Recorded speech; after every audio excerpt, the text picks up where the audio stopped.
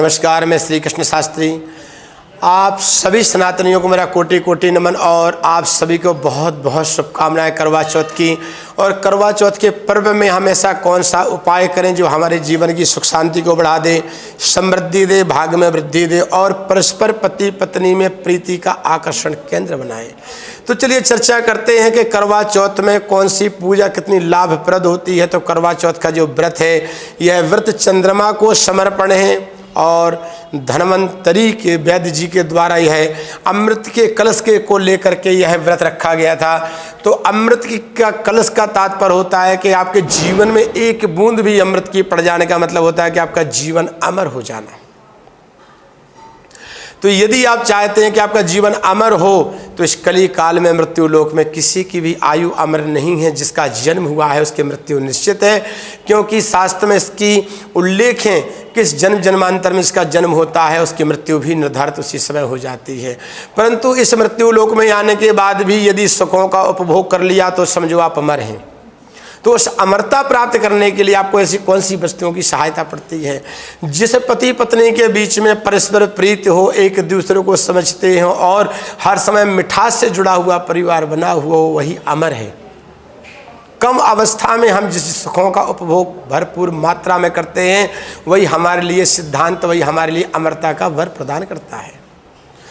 तो यदि आप करवा चौथ के दिन किसी प्रकार की मानसिक शांति से, आपके जीवन में मानसिक अशांति है, मानसिक तनाव है, घर में विचलित हैं और बात बात पे झगड़े होते हैं, तो इसका कारण है कि आपकी कुंडली में चंद्रमा ठीक नहीं है।